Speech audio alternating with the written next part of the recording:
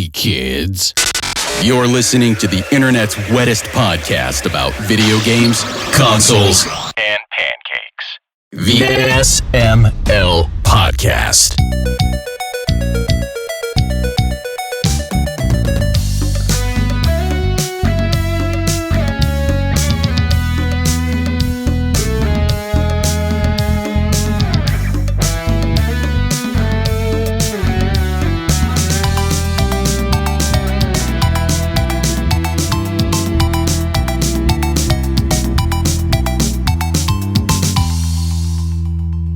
What's up, everybody? This is the SML Podcast. I am your host, Joe. Aki and Pernell are here. How are you two doing?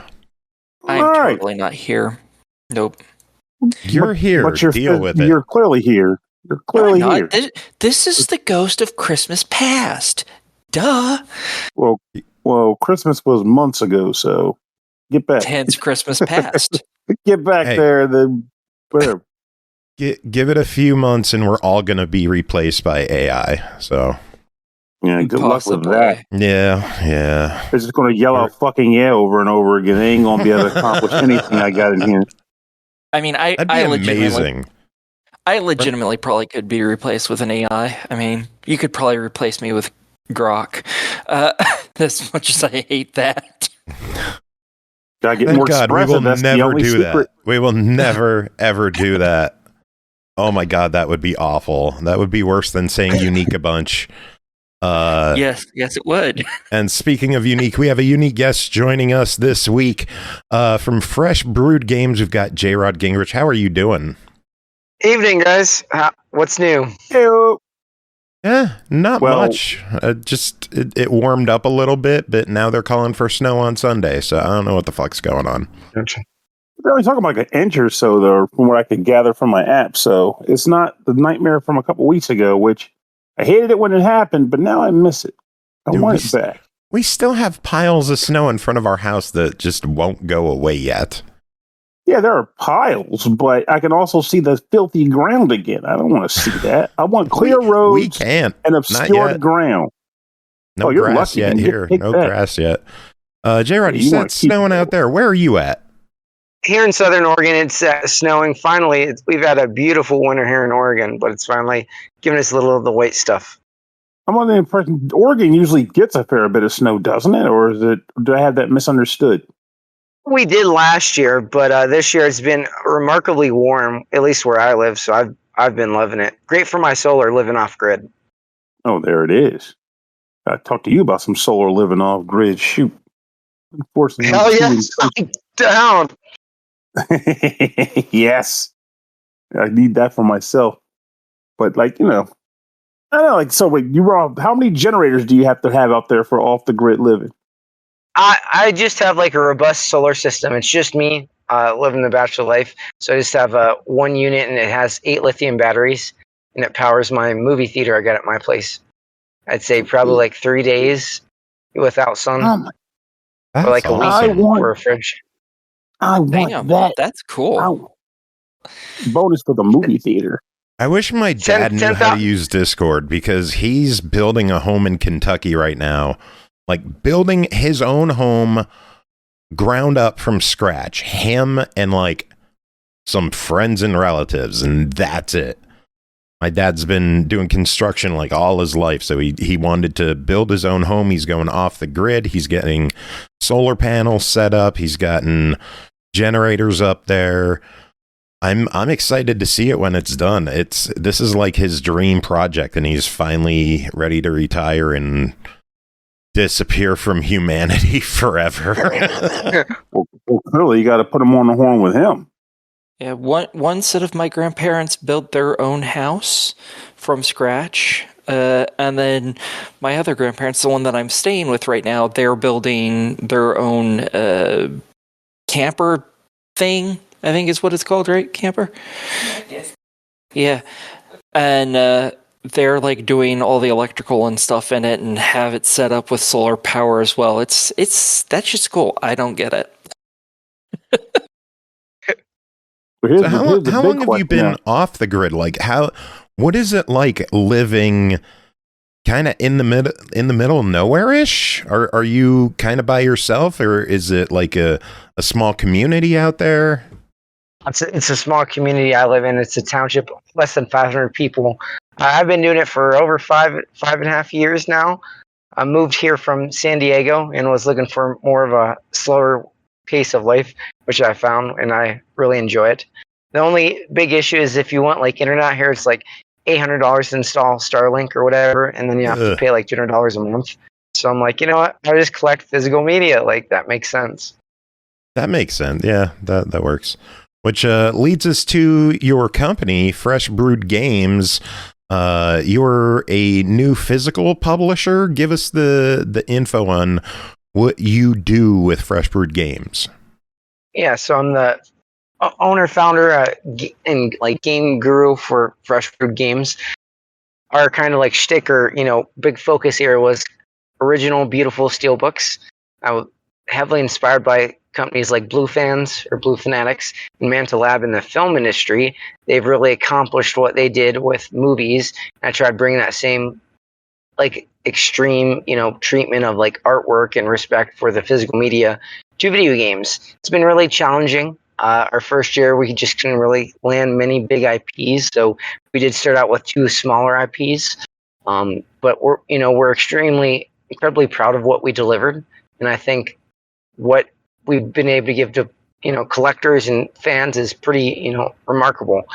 All things considered, with what we're trying to do and what resources we had, because for the game industry, it's pretty much just like your standard copy and maybe like a slipcover. We were trying to do like a little bit more than that, along with actually like doing original art. And we ran into like AA and AAA games are like, well, we don't want to have to verify artwork that's probably better than the game cover art, but they just are too lazy. And I'd say a good example would have been Marvel Cosmic Invasion. We talked to .eMoon. I think it would have been best if they had went with us at least for the steelbook, because we were going to do actually like a freelance professional comic book artist. And instead they just went with like the game cover. And I'm like, they had so much potential for something better, but they're just like, we don't care. People buy this anyway. Which is weird to hear that too, because I feel like nowadays a large part of the physical contention is collectors for the most part. So having that special flair of like a unique cover styling for your game, I feel like would give it more collector's value and make more people want it. Exactly. That's what I was thinking. I'm like, dude, like we can totally knock this out of the park. The game's a great, indie beat 'em up, and we'll just crush this. Oh no, we'd just rather do our own thing. It's like, okay. It's awesome. It's getting retail, and it's, I want to say fairly priced for what you're getting. But again, it's going to be just, the straightforward artwork, and probably very few do like more like detailing. You call it tooling, TOLING. And that's where you can like inset the image or pull it out. Where both of ours, we pulled them out because I like embossing on covers. But, being able to like add like depth to it, that's really cool. And it's sad that so many companies just overlook that. I have to agree with you on that one. Yeah, you don't see embossing on steelbooks often. It's usually just smooth metal. I mean, sometimes you're lucky if you even get a steelbook. Like, you might get a fucking metal pack or whatever the hell they are. Yeah, the Mortal Kombat 1. Oh my god. That was terrible. Metal pack is like the worst metal case, basically. It's like, really, guys? I feel like you're going to snap the disc trying to pop the thing out, too. Ugh. Yeah, and it not having like the dedicated spine. That's why I like, steelbook and steel cases. Like, that's where it's at. Because people want to, know what video game you're looking at, and I have to open it up to see the small little logo on the side.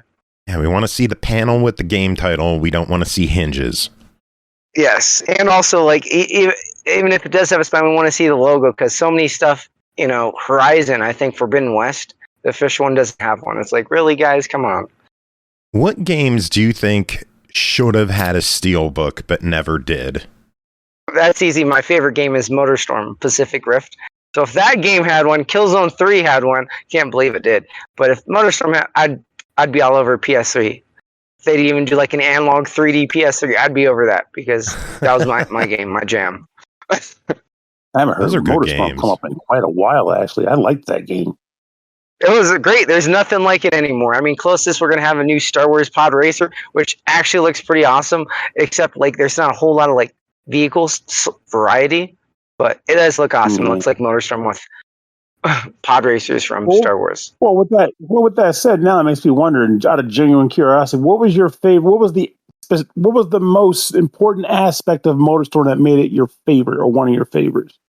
For me, just the adrenaline rush. Like every time I booted it up, it was like just genuine excitement. That is true. Damn. Like even if you messed up in the game, like dude, like it was your fault. Like like the game was that great. You're like, get your ass back in the saddle. Let's do this. I don't remember which one it was, but one of the MotorStorms came with that PlayStation 3D monitor they had. Yeah. The MotorStorm Apocalypse 3D, that was badass. Thing. And it was really neat having a friend over, and we each had a pair of glasses on, and we each had our own full screen of the game, but because it was displaying two images at once, I had mine, he had his on the same screen. It was insane. Like that use of 3D technology is something that I think could have been utilized a lot better. And MotorStorm was one of the games that proved how well it could work. Right. And it looked good in 3D too. Hell yeah. I'm trying to make sure I'm remembering the right freaking game even before I put my foot in my mouth. But I'm not sure if it was MotorStorm, the franchise, or a specific one, but I remember MotorStorm as being a game that had a lot of different vehicle types and weather effects that kind of altered the track as you were playing it. Yeah, like probably Pacific Rift or Arctic Edge. Arctic Edge was wintertime. Okay. Also, the launch title for MotorStorm 1 sold crazy good because of the mud tracks like the Nevada desert, and you just like seeing the depth every time. Every different lap was different mud tracks. Okay, so in that case, I wasn't off the mark then, because I remember being like, this is pretty freaking awesome. I like the idea that when games like as you're playing through it, as the race changes, different effects occur to kind of alter what's happening. Some games will get away with it by stealthily being like, look, it's so different, but it's really just the same rotation every time you play the track. It's just the first time or two you don't realize it, but when they can truly get it right, where it just feels like you say chaotic and you don't know what to particularly expect or when it's going to happen, it adds so much value to your gameplay. Definitely. So shifting back to Steelbooks, loading up freshbrewedgames.store and you hit the About Us page brings up an awesome display of Steelbooks. Are those all official? Are they customs? Is it a mix? And Thank you. Aki loved the Stellar Blade one. For no particular reason whatsoever. No, it's my personal collection, a good mix of both official and customs. There's my competitor that inspired me to get into the industry, Fantasy Box. They do tons of customs for TV show, like video game TV series, and then also video games. And I was like, you know what? If they make millions of dollars off like unlicensed steelbooks. I'm like, if they can do this, I can do this legally. That makes sense. Yeah. So how? Yeah, and especially if you're making more of them like the Stellar Blade one, I think you do pretty damn good. There is a very specific audience for steelbooks like that, and it's usually for games like that, so that works real well. Our future games we're looking at was Mad Jack Mullet and Chronos Event. Chronos Event I really liked because it reminded me of Blades of Time, a really quirky PS3 360 game, but had this hot protagonist and she could rewind time like Prince of Persia style. And it was awesome because you could like infinite spawn her. So you could have like 15 little versions of you attacking one boss. Oh, that's cool. Yeah, I was like, this is legit. Like, I loved it. And Chronos Event's trying to do that. They have this, an attractive female character in like a tight, like, bio-engineered suit. I hope it can stick the landing. Disorder came out back in 2025, and it really messed up. I think because it was trying to compare itself to Stellar Blade, and it was done by 2 Korean devs. So everybody's like, it's the team version of Stellar Blade. I'm like, try and, I guess, do something more different. But it was... Well, if I remember correctly, wasn't it like a pseudo sequel to X-Blade or Crossblade? Blades of Time was, yes, it was. I switched the view on our Twitch stream to show my camera. I actually have the statue for X-Blades on my shelf up behind me. Oh, nice. I not only have the figure, but I have a still boxed figure as well from the collector edition. Wow. Damn. Yeah. That is a risque statue. there is some ass showing on that one. And they knew what they were marketing to. The collector edition was rated T, for the game was rated T. The art book in the collector edition had full-on topless nudity, which I thought was hilarious. Yeah, that should have been rated E for everyone because it makes everyone feel better. Right? Shit. Good thing ESRB didn't get their grubby mitts on it. They had been filing marks at them. Can't be showing that. Oh my god. I think they got around it because it was a European version, so like Peggy and whatever. With Peggy, gotcha. Yeah, overseas they're cool with like booba. Here in the US it's like, oh, booba, it's gonna ruin the men. But here you can drugs, killing, violence, and mutilation. We're cool with that. Just booba, nope. That's genuinely why I get a chuckle out of most of that stuff. It's like, so you're all good with the idea of like, well, I guess they get mature ratings, but at least they come out in general. Like extremely violent, viscerally bloody games. Oh yeah, just slap an adult rating or a mature rating on it. But don't show a breast. People can't handle that shit. Yeah. Adults can't do it. Never understand that. Even if people were like personally against it, they'd have to acknowledge like to have one of those and not the other be available in a traditional adult, mature rated game is absurd. Right? I mean, if you look at a lot of the, pretty, quality films of the 90s, I mean, they used, female bodies to tell the stories with it. And, they knew their audience as adults. It's like, hey, these are, adult stories for human beings that's, not shy away from reality. And it's sad kind of like the boxer industry is now like moved into where like they're, even afraid, like even Ratchet and Clank, the new one, like basically it looked like Ratchet, but with like a pink skin and female voice because they were too afraid to give her like boobs or make her look feminine. Like, really? Yeah, it's sad that the internet is being sanitized for children when no one really wants kids on the internet.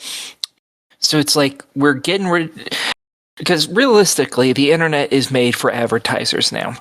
They've taken it all over. They don't want kids on there because kids have, the thing called no money. But they also don't want adult content because that's not advertiser friendly. It's like, I hate it. So it's becoming so sanitized and so boring and so bland, and it's so says the adult game player. Aki is our I'm totally specialist. Yeah.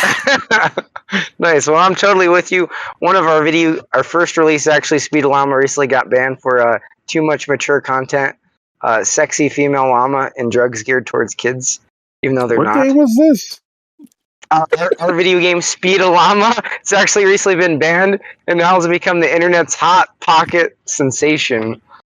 It's pixelated llamas fighting Nazi alpacas, and ESRB came back and said that they want to redo their rating from T to M, but they want us to pay to reprint everything, and I basically told them to fuck off.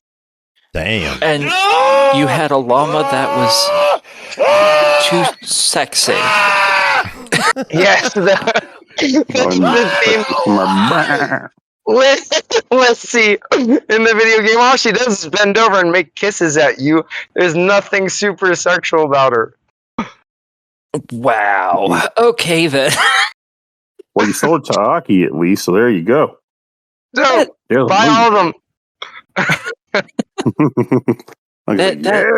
That very much reminds me of back when, they changed some of the M&Ms, and one of the newscasters is like, they're getting rid of the sexy M&M. I'm like, it's a sexy M&M? What? You think one of them are sexy? Yay! Yeah, I was like, what? I mean, Yes, I understand that the green one is more feminine, but you think the M&M is sexy? What? Well, I mean, that voluptuous chocolate, the candy shell. I mean, I don't know what to tell you. Especially with the peanut butter. Oof. Oh, peanut butter M&Ms are the best M&Ms. You are correct. They absolutely are. Probably they made a peanut butter. They did make a peanut butter and jelly M&M, but it was one of those stupid temporary ones they do. They had a peanut butter jelly one? I don't remember that one. Yeah, there was a peanut butter and jelly M&M. Yeah, it was a PB&J M&M. But it was temporary because they don't know how to keep the good flavors around. Got to give a quick shout out. Hazy JT just subbed for his 13-month, and we got a raid from Trivium Champ. Welcome in, everyone. We are chatting with JRod from Fresh Brewed Games. We were chatting about how Speedollama went from T rating to banned across the world. Much of the world. No more fighting back the Nazi alpacas. They don't want you seeing that. That's just too violent. We got to make sure kids know. What can you do in this situation? Back when Grand Theft Auto got re-rated and back when Oblivion got re-rated, they just shipped out stickers that you could put on the case. Why can't they do that in this situation? I mean, they might be able to do that from what Daniel, the one rep for them, was telling me, that he wanted me to reprint everything. And I'm like, yeah, well, I'm not going to reprint everything after I paid, $15,000 minimum, because the issue we had, I don't know if people understand, but like how specific and picky Sony was with our cover art. We spent like 3 months with freelance artists, hiring them to get our art to be like CMYK, because it wasn't pretty enough or black level enough to print. And I'm like, I want to focus on the steelbooks, not even the standard cover art. And it's a whole process, and it's, I want to say, more challenging. Probably why, lo and behold, why a lot of companies are moving away from, even doing the physical. Like, we got that crappy Dune the Dark Ages with, 25 gigs or megabytes on the disc. And it's like, well, it's not really even a physical. And now it's like, hey, it's even cheaper, faster not to do it. And then also it upsets me. I don't know if you guys know, but like for a digital version of a game, it's like $50 to rate it. For the physical, it's like $3,000 plus to rate it. Jeez. To rate it? Isn't that insane? Like, pricing discrepancy, and they're like, we're not hurting physical. I'm like, yes, you are. If a physical indie wants to just drop shot, a friend of mine's releasing this cool new game. I'm like, he wants to print it, his game, he's got to pay $3,000 minimum just for your logo. Like, that's not helping him. I'm like, so basically to get the base of the teen rating on the corner of the box. Yes, and then notwithstanding, they are so lazy at ESRB, they don't even review games. They watch a YouTube video and make a rating based off that. I'm like, shit, that's the best racket in the world. Watch YouTube videos and get paid thousands of dollars for it. Fuck. Set me up. Shoot. And they're like, also, we don't want like a gore fest. We actually want you to like cut snippets and like little pieces of the game and show us like how it works. I'm like, just play the fucking game, bro. Come on. Seriously. Imagine them being like, that's one thing to be like, hey, we didn't get to play the entirety of the game, but what we play, it seems more like a young adults game. We can put that on there. And then it's like, it's one thing to say that versus, well, we watched the YouTube video, and the YouTube video didn't show any of the TNA that the game clearly has. I don't understand. Yeah, once upon a time, they actually used to play through them incomplete for the most part. And then, when games got bigger and bigger, they were like, yeah, can't be bothered to do that, so cut us snippets out. And now, actually, it has been a problem that other devs have even talked about, that, they're not even wanting to play that. Instead, lots of them were like, tell us what's in your game, show us a video of, like, what the worst in these categories are so we can determine it. It's like, you're doing nothing then. Play the fucking game. Play the game. Yeah, exactly. See why it is what it is.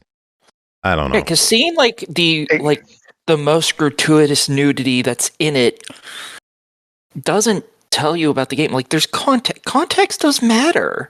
Like, Yeah, it does. Then again, given how many games release these days, is it even realistic for them to play every, like, we struggle to play a handful of games every week on this show. I don't know how someone could realistically play every release during a They week, wouldn't play every release, even if you have a big staff. Like, there's with that, weekly. Play devil's advocate and say maybe play only the ones where they're doing the physical, because that's the ones where they're making thousands of dollars minimum. Not just that, but I'd also assume that, unlike with our show, these are people doing the work full time, so they're being paid to do it 40 hours a week minimum. They can play a lot in that regard, at least enough to get a feel for what's in the content. Exactly. If you got 4 big, I don't know, Ninja Gaiden or whatever, this, that, you just play each week, you know? But no, they'd rather just watch the video and make an assumption off that. That's why I think that AI should replace ESRB, because it'd also be a lot less biased. It'd also be a lot dumber. And wouldn't understand its own ratings at that point. I think it needs people, but I think the people actually need to, do the people need to work. Do the job. Yeah. GTA but I feel gets that way an about most E10 and things. the new SpongeBob's M. I mean, if it's anything like what I posted, wherever the hell I posted this, in general, it should be mature for SpongeBob. Yeah. So I'm looking at the store, the games that you have. It shows the PS4 version of Speedollama is out of stock. Are you still able to sell the games you have? Or are you basically just doing, I got to get rid of these, so buy them now? No, well, with all of our distribution partners have permanently pulled the game. We're selling, what stock we have of the game in our warehouse. The PS4 standard has been like the most popular. We only printed 200 of that, so that's actually sold out. But we have plenty of the Steelbook version, because we have 800 of the Steelbook and then 200 of the standard, because we printed 2,000. Yeah, so it's usually reversed. It's usually like 200 Steelbook and then a lot more of the standard. But when you go to print like Steelbooks, like their MLQ was 2,000 minimum, and that was even printing in China. So it was like a massive undertaking. That's really cool. I like the little holofoil cards that come with them as well. Yeah, right. Actually, having like a little instruction manual with controller layouts is nice. Super nice. Yep. What were the tariffs on getting that shit over? Jesus. Getting it all printed in China? Holy shit, the tariffs must have been insane on that. Speedollama was pretty cost effective. It was Project Tower came in 2025, and oh my god, we got like $2,000 just for delivery fee and tariffs. When like Speedollama was like a couple $100 prior to, I don't know, their Trump or tariff thing, import fee. And that's painful. Oof. Yeah, especially for a small business like us, it was like a kick in the nuts. So, it's definitely, a big undertaking. And I'm also not a rich person. I'm using my life savings as a school bus driver. So it's trying to do a noble cause is something I'm passionate about. Not like I'm rich and I'm bored. If they're suddenly choosing to re-rate you, they should be the one fronting that bill. Because, you've rated us. We paid to have it rated. You rated us. We got boxes. That costs money. And you're and now you suddenly want to re-rate us and you want us to repay for no, that's insanity. That is. I know, especially not right. So, but, on the positive note, it's definitely the hot commodity right now. So anybody wants a copy of, grab one. Because it'll be gone. Gone forever. Tell us more about Project Tower. What is that game about? Steelbook on that one looks really cool. I might have to pick this one up myself. Project Tower is an awesome game I was looking at. We're actually planning to go forward with Deadlink as our second SKU. Unfortunately, we just had like a falling out with the publisher. We met with them at PAX, and then they told us yes 3 times, and then they told us no 3 times. And then I just kind of got tired of it. I'm like, dude, this is like a high school chick when you're dating them. It's like, you know what? I'm just going to move along. So we did. We went with Project Tower. I was actually developing a game because my background is in game development. A game about like Altered Beast similar to this. So I was like, hey, I love Altered Beast. Project Tower has this badass morph mechanic where you can morph into aliens. I wish you could like keep all your morphs throughout the game, but you can only do one morph per level or per floor, whatever. But the game's really cool. I mean, it's made by a team of 4 people. Looks pretty good. I'd say it's almost like a PS3 character action game is kind of the expectations you should have. But it's, you know, a lot of fun. You know, it's about, you know, aliens take over the Earth and you have to fight your way back through it. It actually features cutscenes, which that's unheard of for indie games anymore. Everything's fucking walls of text. So that was another reason I, you know, it spoke to me. I was like, shit, I actually like get to experience the story instead of having to read it. Great. Yeah, I'm down. Yeah, that one looks really neat. The fun thing is if I picked it up, I still wouldn't be able to play it because I don't have a disc drive on my PlayStation. Well, it'll be an ultra, you know, limited edition, whether it's the Steelbook or the standard. I would probably go Steelbook if I were to pick it up. Add in just add Speedollama too. Steelbooks. I like Steelbooks. I mean, they're a nice product to have if you're going to have a physical game. It has a little bit of a big shelf. I have a Blockbuster Video old display rack filled, like 2 shelves filled with old Steelbooks that don't have the game discs anymore. Oh, from I forget what company that goes. They did awesome Steelbooks, but yeah, they only lasted like I think 9-10 months. These are just random from different games over the years that I would get collector's editions for and then trade the disc in, but keep the Steelbook because I don't want to give up my fucking Steelbook. GameStop ain't getting that shit. Right? Yeah, right? Here's your $1, if that, for your Steelbook. Yeah, Joe's our local consumer whore. So I used to be.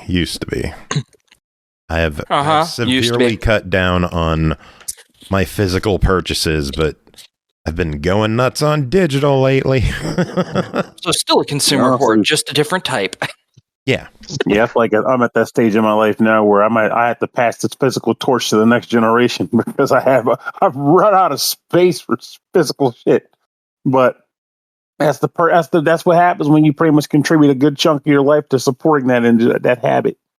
I have a lot of games in this house. I mean, anyone who's watched this on Twitch can see all the statues I have behind me. And that doesn't even include all the Assassin's Creed statues I have above our TV. Damn. I've got a new statue of Demona from Gargoyles on order with Iron Studios. I'm pretty stoked about that. Oh, nice. Ooh, she's hot. Yeah, that's an awesome cartoon back in the 90s that I think's often overlooked. It's been actually coming up again for me recently, not for the world at large, but at least for me, largely because of Keith David, and also because I think there's been talk of like another run of a comic book, an extension of the comic book line for the story. So yeah, they did do that. They did land that. They recently did a comic book. I know at least 2024, 2025 got one for it. Yeah, so Gargoyles is still very much the sweet spot, but I will say, as far as Disney afternoon cartoons go, they did get the short end of the stick. Yeah, like I'd wish Disney would put out like a even a physical like remastered 1080p physical release of it. I think that would bode well. They did their Disney Plus TV shows in steelbook form, and those were I think well received because they constantly sold out. So I'm not sure if they're just holding off. So far they haven't announced any in several months, which kind of bummer because Andor was awesome, and I want to finish that officially. I'm guessing you're big into movie and TV steelbooks as well? Oh, absolutely, yes. I gotta just sell you all my stuff. I probably won't have room. Right now I live in a shack, but I'm gonna be upgrading to an official tiny house later this year. Nice. Improvements are always well liked. The county's like, yeah, you can't have this shack here. Your neighbors are complaining about it. I'm like, dude, I live in Timbuktu. Who the fuck cares? Well, it's too long. Who's your closest neighbor? Down the road, some people. So I have like this bright neon vehicle truck because I was gonna have a zebra business. That's a whole nother story. because it got killed. But yeah, so I have this neon vehicle. That should be the primary story. What are you talking about?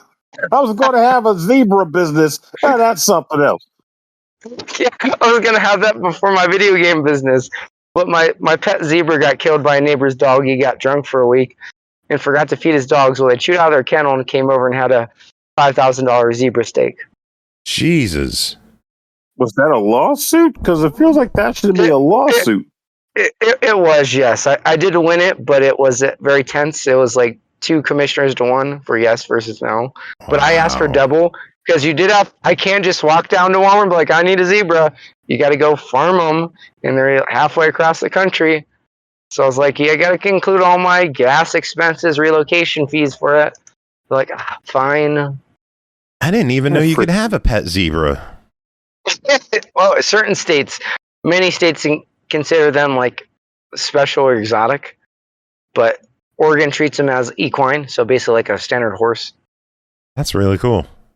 They're beautiful. We're learning things on this show. I had a baby boy Strafen, up till they're like 6 months old. They're caramel, white and caramel instead of white and black, and they're beautiful as like little young zebra pups things.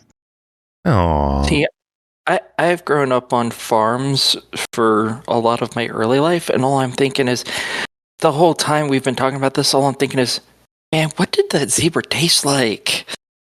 I'm jealous of that dog. Because I'm like, I kind of want to know what that tastes like. I bet that's delicious. I'm just floored. You pivoted from raising zebras to physical gaming media. That's physical gaming. Yeah, that is a very different jump there.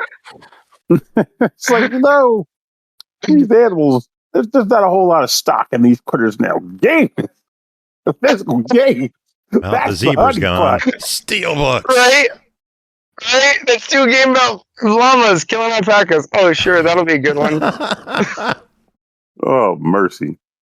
So what is next for Fresh Brewed Games? Do you have any titles in the works? Any future plans going on? Sadly, at this time, we don't have any upcoming titles planned. We would like to, keep on doing stuff. I'm not sure exactly because people have been asking what's going to happen with, the ESRB situation. We are going to, maintain our thing as we said here on the podcast and, support our customers and fulfill orders. I don't know exactly how that will, bode well with, because they're like got their fingers wrapped around each other, them and Sony. So we could like essentially establish a new, brand, but I'm not sure if logistically and also like time commitment wise I want to. So maybe we're, building my new place, my new house, and then also working on other things. But in the meantime, I would say, completing customer orders, that's been a big thing. Will these get shipped? And then also, supporting physical media wherever we can, because both of our releases were again licensed, and we're also trying to help other developers get figure out how to navigate the physical pipeline. It's challenging, but we can definitely like help them with that. So I think that's an area it's underlooked a lot with devs or even indie publishers. Are you familiar with the game Tangle Deep? Never heard of it. That was a good one. It is an RPG. It started off on Steam. I know they have a PS5 version. That might be one to pursue to see if you could get a physical version, because I don't believe they have any kind of contract with any publishers, because they self-published it on PlayStation. It's an idea. We're looking at. There's been a long Kickstarter that has funded that. I don't know if they just Volunteer Ascension was one that like they Kickstarted. They didn't have any partnerships, and they offered the physical. So that's an area we were looking into. One of our chat members, Horror Acolyte, says they want a physical for Pathologic. Sounds cool. So what are some games that you'd be hoping to get some physicals for? Because now you got me wondering if there's any games I wouldn't mind grabbing a hold of as a result of that. I'd say, let's go with indies. My top 2 was Magic Mullet. That is coming to PS5 finally, and that does deserve a great physical. I hope that they don't just do like a really cheap standard, but actually like do bigger. Second one, I'd say Chronos Event or Changer 7. It's an upcoming like stylish 3D hack and slash, kind of like more kid friendly, but I dig it. Changer 7. Changer 7, yeah, like CHANGER 7. It's like a knockoff like Power Rangers. Look pretty cool. The devs are really dope. For I'd say like Double A, Triple A, definitely Metal Eden. I don't know how that doesn't have a physical. That game looked amazing. It was basically like PS5 of like Metroid. It was an awesome game. I reviewed that. Nice, yeah. I was like, where's the physical? And now I'm looking at my favorite genre is car combat, and Carmageddon Rogue Shift doesn't have a physical or anything planned. Same with Romeo's Dead. Like those I reviewed Carmageddon as well. Yeah, I bought Romeo's Dead recently specifically because I was like, oh, damn, if there's not going to be a physical, I may as well just pay for it like it is. But I would have... Yeah, the digital. Physical. Carmageddon, we talked with them. They actually said that a physical isn't off the table. They're just seeing if the demand is there first. Gotcha. Well, I know there's like, I want to say like the limited print industry is, interesting. There's new players, overseas specifically. And then I don't know if you guys seen, I don't know if they're related to Expedition 33, but it's called 33 Games. Is a brand new limited print publisher coming in 2026. So it'll be interesting to see what they do differently. Because my whole spiel was, steelbooks. That was our bread and butter. Like nobody did those better than us. Like hands down, I'll die on the hill fighting. But the standard, man, I was like, whatever. Speedollama, their devs actually made that cover, so that one's the actual high res. Project Tower was like a low res screenshot we used, so it does look pretty janky, but it's got its quirkiness to it. I don't know if you can appreciate that. Any thoughts on doing Switch physicals? What? Switch physicals? Yeah, any Switch physicals. Yeah, we wanted to. We actually they're actually the number one selling physical release is Switch one, but we just didn't get approved with Nintendo. So I don't know who you needed to blow or whatever. We obviously didn't because we didn't we didn't even get approved. Kind of. Oh, man. I know we've been chatting for a while. Was there anything else that you wanted to talk about that we didn't bring up? Nothing specifically. I just, I'm really happy to, be on the show, share more about what we do. A lot of people didn't really know if, when I say Freshbird Games was legit, and then if, like, the game was getting banned was legit, I'm like, yeah, both is legit, so that people can rest assured. Then also just, again, going back to, like, we tried doing something, I want to say, like, just revolutionary, just different, in the industry, focusing on steelbooks and not, standards very, very little. And I think, what we did was pretty cool. And, I think it would be great if we could have done it longer. Up until recently, we basically were just running at like a net loss. So now we're actually making profit. So it'll be interesting to see if this continues and if, what we could do, what we could change. Because one thing I was looking into for the future was the demand for standard was far surpassing steelbook. So looking at holographic covers, I think it only really LRG does those for like their like packs or their, like their live in-person events. I think they're really cool. I don't own any personally, but I love, holographic, your standard editions. And yeah, I think that would have been something I like holographic covers. You don't see those too often. Yeah. What about a slipcover with a lenticular slide, like the little 3D plastics? That would be cool, I guess, if done right. I mean, it's so few, I want to say, Meridium games. They're one of the few that does, like, dedicated slipcovers with most of their releases. And there's so many companies out there. I can't keep track of all of them. I guess it helps that I'm more of an Xbox guy and nobody does physicals for Xbox. Yeah, that's the truth. Even Limited Run has been pissing me off. Like, I can understand them not doing physical releases for their Xbox games, but the fact that they just don't even publish their games digital on Xbox really annoys me. That's interesting, because I know they're working on a new He-Man game. I don't know if it's like original or if it's the carbon engine, but it looked pretty entertaining considering the new He-Man movie's coming out and that looks awesome. I have to look up more about the movie. I hear it looks pretty ridiculous. So it reminded me of Guardians of the Galaxies, and I love that movie. So I was like, I'm sold day one. Yeah, I'm definitely going to give it a chance at least. Like, you know, they have that, like, you know, the group ensemble of like just mismatched characters. I'm like, yeah, this is Suicide Squad, you know, Guardians, I'm down. I mean, it's also, you know, we're looking at Jared Leto. It's exciting to see Jared Leto's face is covered, so that's awesome. I'm cool with him voicing it, whatever. And I think the outfits were pretty cool. I mean, obviously, Man at Arms wasn't black in the comic book, but it's like, whatever. You know, it wasn't too big of an issue for me. Yeah, if I'm entertained, I'm entertained. I'm not going to sweat it. Yeah, I mean, like it looks entertaining, and it doesn't look like I watched Hasbro Snake Eyes. Oh, I hated that movie. I'm a huge G.I. Joe fan. Fucking hated that game. But I am looking forward to if I, you know, could ever get a AAA game. Snake Eyes stealth action game is being developed over on the East Coast. I would have killed to do the steelbook for that because fucking love Snake Eyes, and there's so many great AAA games like Stellar Blade, my competitor Fantasy Box. 5 unlicensed bootleg releases of that game all sold out. Damn. Like, that's why Stellar Blade should have had a steelbook, but no. You know, People even love Rise of badass. Ronin. Yeah, badass games that aren't getting steelbooks that are, you know, first party or big.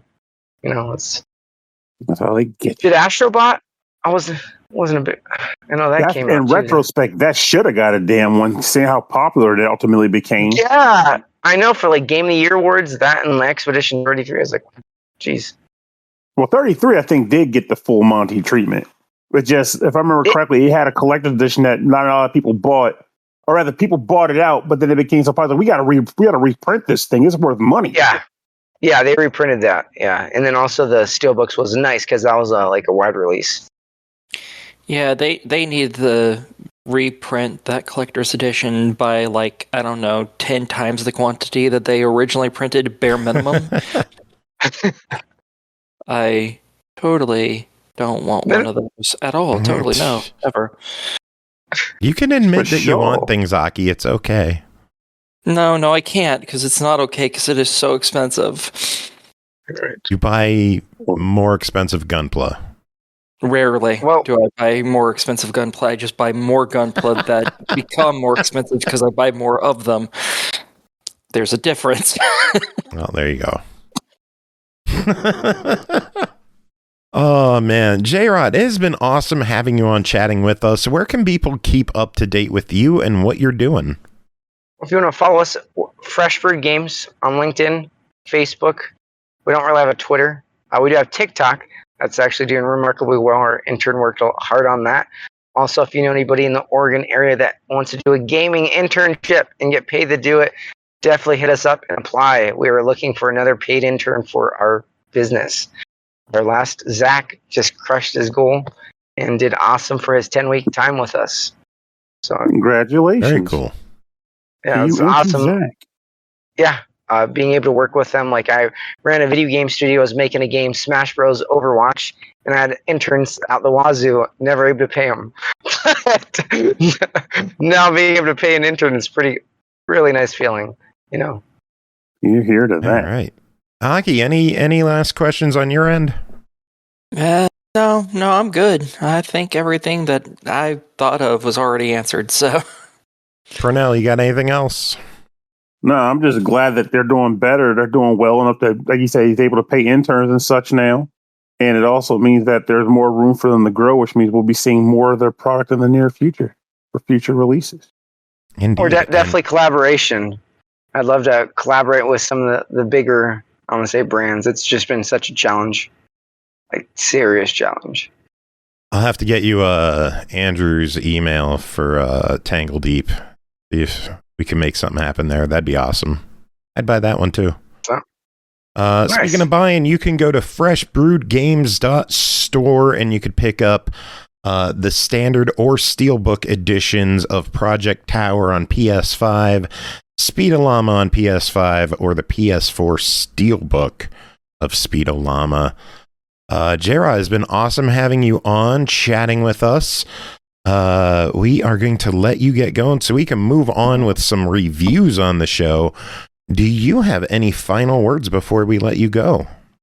Nope. I had an awesome time. Appreciate you guys.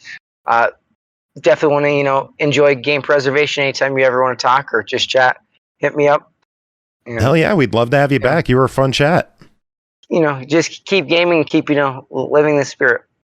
I won't be stopping that anytime soon as long as I still can see. Right. As long as we got hands, baby, we're good. Hell That's yeah. right. Like Rob is like, I'm a software engineer.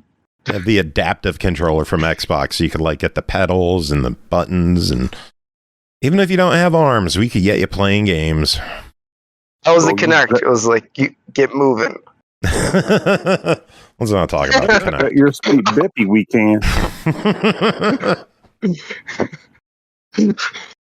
All right, JRod, you have yourself a good night, and we will keep up to date with you and what you're doing, and hopefully we see more releases from you in the future, and we'll get you back on to chat again. Appreciate it. You guys have an awesome week. Take care. Thank you, you too. It was a pleasure. Thank you, man. Bye-bye. Deuce. That was a fun chat. I would say so. He was done dirty. He was. Messed up. That is not cool at all. But that's way too much money. Holy shit. Yeah. Oh, we changed our rating. Reprint everything. No? Yeah, that they... Fuck yourself? If they said this is your rating and then came back later and was like, we actually need to re-rate this, they need to be the ones to pay for it. Because that's on them. That isn't his fault. That's their fault. They rated it wrong, in their opinion. No. You can't just ask someone to eat all of that cost and just be okay with that. It's fucked up. With that said, I totally get how they can sneak away with that, because they're at the beck and call of what they want. It's like, hey, well, if you don't come to us, where else you gonna go? And you can't do this without our rating your game. So yeah, lots of places outright will not sell your game if it is not rated by the ESRB in the US anyways. Lots of places refuse to sell it. So that they have a monopoly on what they're doing, and it's fucked up. I'll say I am not a fan. That's why a lot of boutique publishers, they just get PEGI ratings and sell European versions. PEGI 12. Yeah, which is fair, because I don't know if PEGI even requires you to pay to get rated. I think you just submit it. Uh-huh. But they can be finicky as shit too. They're just as finicky. I've seen them put one rating and then be like a little while later, actually that's rating's wrong. We're making it this rating. Speaking of ratings, we have a handful of games we got to rate tonight. Should we dive into these? Can I just rate them all 10 out of 10s and be done with it? We don't. Remember, I intentionally held off because of the interview, but I do need to go move my clothes to the dryer, so I do need to go do that. It's Laundry Pernell again! Pernell. The secret is he never left. He never left. I just kept that shit down low. Well, Pernell's first, so go do the laundry. All right, I'll be back. If need be, we can just make one of mine first. I don't mind that. Nah, we gotta do BlazBlue first. It's the big one of the week. That was a fun one. I put some time in that one myself. It is a really, really fun 2D action hack and slash roguelike. I am excited to hear what Pernell has to say about it. Yeah, I have enjoyed my time. Yes, BlazBlue is pretty cool. I'm not as into the arcade fighting ones, but the rest of them look really cool. Thing is, this one's not all the BlazBlue games are fighting games, and this is not a fighting game. I think there's a couple that aren't fighting games, but yeah, majority of them are fighting games. Which makes me sad, because all the ones that aren't fighting ones, they look cool. They look so cool. And I've yet to play them, and it makes me sad. Well. What are you gonna do? Bitch and moan about it. Yeah, I know. You do that a lot. Yes, I do. It's one of the things I excel at, okay? Everyone has things they're good at, and that's what they should do. Mine's just bitching and complaining. It is. And that's why we adore you on the show. Are you sure adore is the right word, or is that just what you want to hit me in the face with? No. Because I understand that. Abhor.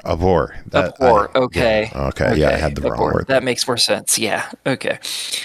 Well, what are you gonna It's like anything that involves any of you and me and the word adore is what you want to hit me in the head with, not how you feel about me. Bree pops into chat to say bitch and complain. Noise. ViNoise. Love it. What are you playing this week? Like, what are you doing? I am mostly working on a game I can't really talk too much about that involves a little green dude. Other than that, I've mostly been still working on if the green dude is Styx, you're allowed to talk about it. We're just not covering it. I've been playing the new Styx game. That's what a lot of my time's been on, is just getting through as much of that as I can, and occasionally popping into Assassin's Creed Shadows some more. Just to every few days they give you some little missions you can do that give you some credits, so you can buy some of their buy this stuff with real money things, and I just do those, and that's basically all I do on that right now. You want to hear something fucked up? I beat a game. No, you don't lie to us. No, you didn't. Not only did I beat a game, I 1K'd it, and it wasn't a $5 budget title. Yeah, sure you did. Dragon Spear, the latest Chemco RPG. I picked that up, and I was like, you know what? I want to give one of these a go. And I sat down and put 13 hours into it and 1K'd it. You were able to beat it? 1K it in 13 hours even? What? I mean, they're Chemco games. They're not 50-hour RPGs. They're mobile RPGs that get ported over to console. So they're I always end up putting a lot of time into those and not beating it still. I think almost every last one of them I've played, I've put more hours into that and still haven't beaten it. I mean, don't pay those right, apparently. The trick is you got to use your stones to like get top tier equipment right at the beginning of the game. So you just fuck everything up and then do some grinding in dungeons. Like, you could set the battle rate of encounters, and I would set mine to double. Oh, wow. Yeah. Fair. Or you could just initiate 3 battles in a row, and you do that. Yeah. It was fun. I had fun with it. I'm one of the few who really enjoys the retro Chemco games.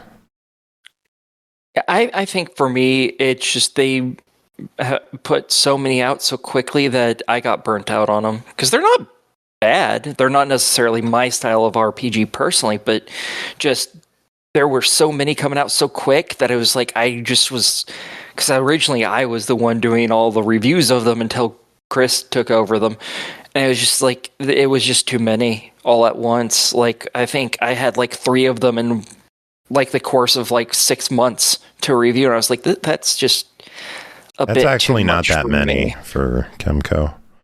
They usually are one a month. Less than that.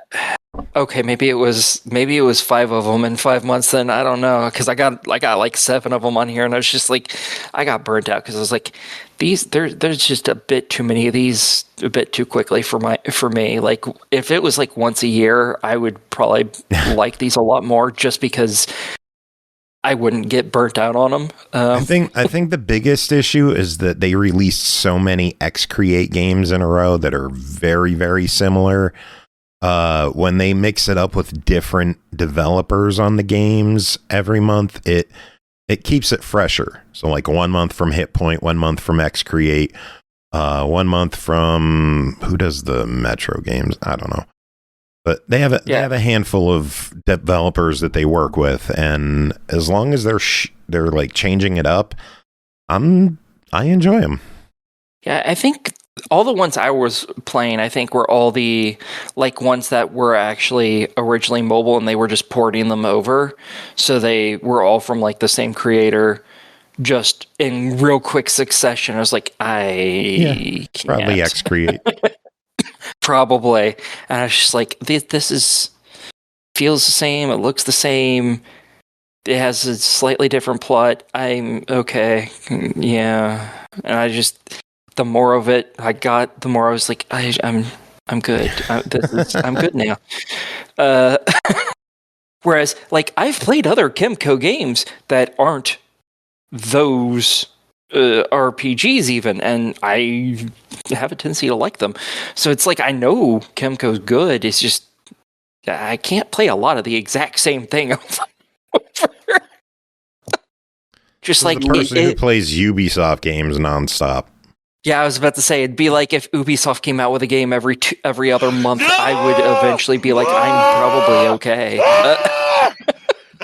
I like, as much as I like Ubisoft games, there's a limit. There is a limit, and I do occasionally reach it, and then I'm just like, okay, whatever. We just got a raid from Accidental Punch. Welcome in. We've got Lady Death 2K4, JT Holoso 7, Accidental Punch. Welcome in. What brings you to our little corner of the internets? Bad choices. Yeah, definitely bad choices. But since we're still waiting for Laundry Pernell to... I'm back. Oh, you're back. Welcome back. How long have you been back? Not that long. I just heard you talking about, I don't know, getting raided and something Aki was saying. I was like, I'll just wait till they're done. I was just I've hoping been back for like 10 minutes. That's what I was hoping he was going to say. Was something like that. I was going to be like, you motherfucker. I went back in time. Like I said, maybe like 2 minutes at the most. It wouldn't have been that long. Accidental Punch just finished their podcast. And they wanted to pop in and see what we were chatting about. Earlier we had a chat with one of the guys at Fresh Brewed Games talking about physical publishing and releasing games on PS5 and the joys of working with the ESRB. And now we are about to dive into, we got a 6-pack of reviews that we got to tackle tonight. And tell us a little bit about your podcast. What do you guys talk about on your show? I really like hope it's something about punching people. Because if it's not, I'm going to be very disappointed. Accidentally punching people. Our podcast is like when you're at a concert and you stretch a bit and you elbow someone. That's how do you talk about nothing? At the very least, you guys should be a wrestling podcast or something. We make fun of dumb people. Hey, that's us. Yeah, I was going to say, so we're going to be made fun of on the next episode. Okay, well, that works. Let us know when you talk about us on the show. There's just video evidence of how I got the name. Yeah. All right, I am going to have to check y'all out after we are done with ours and see what you guys get up to, because y'all sound fun. Make sure you catch a Thursday episode. That way you really know who to make fun of, because Jacob will be there. Yeah. For the people who are new in here, we are Tuesdays and Thursdays, usually at 9 p.m. Eastern.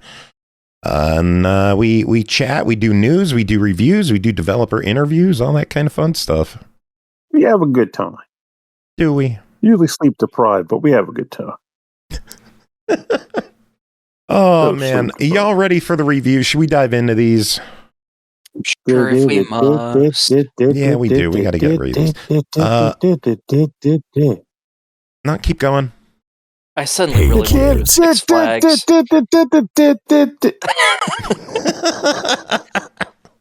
First game to talk about tonight, BlazBlue Entropy Effect X. Developed by 91 Act, published by Astrolabe Games and 91 Act. Released February 12th, Series X and S, Switch, and PS5 for $24.99. A roguelite action game set in the BlazBlue universe featuring striking 2D visuals, stylish fast-paced combat, and precise responsive controls. Command a lineup of unique characters from the renowned BlazBlue franchise and dive into an unparalleled action experience. Pernell, tell us about your time with BlazBlue Entropy Effect X. So I'm not even going to go into the narrative. It's a very strange plot involving being a character named Ace who is supporting a bunch of scientists to dive into the sea of possibilities. That's the story. I don't know anything about it. I didn't care about it. But any excuse to get some roguelike action down, sign me up. And so long as the roguelike action is good, well, I have a product that I'm happy with. So what does that play out as? So during the game, the actual cycle before dealing with the upgrades and whatnot involves you as the character Ace diving into this aforementioned sea of possibilities. When you do so, you take on the form of an avatar because you see the sea of possibilities is all made up of data. So to do that, you have to engage it as an actual form of data in the made of an avatar. The avatars in this game are represented by characters from the BlazBlue universe, plus a few extra characters that Arc System Works decided to just kind of come up with just for the fun of it all. But initially, you start out with the ability to unlock one of which is basically 25 characters. You choose that character, you indulge. And the game involves you exploring about 6 or so different biomes that you can't access them all at the start. And these biomes are broken up by a series of rooms. Each room, monsters will spawn in, and you have to use your attacks to take them out. Attacks take the form of attacks that you'd likely use in a BlazBlue game. Now, they don't go as hard to the paint as if you were playing that game, so you're not doing like quarter circle punch or whatever nonsense to pull off your maneuvers. You have an attack button. You have a special attack button. Typically, the special attack button and the moves associated with it will drain your MP gauge. And your regular attack button will do, physical attacks that don't really come at a detriment. And each character, despite the fact that there's only like 2 or 3 attack buttons in the game, they all perform very differently. And on the offset, you might find yourself going, wow, this is pretty freaking basic because my character's not doing a whole lot. He can punch and he can jump and he might have one special. And that's nothing great about that. Well, therein lies the rub there, Padre, because each time you complete a zone full of enemies by beating the stuffing out of them, sometimes you might get a special mission involving like defeating a certain number of enemies or surviving a certain amount of time or whatever. But whenever you complete one of these, you'll be given the choice of a reward, or you'll be given a reward. And then once that reward is chosen, you'll be choosing from a series of other potential rewards that you'll gain by going to the next room. So what kind of rewards are these? Well, the most notable one comes in the form of potentials.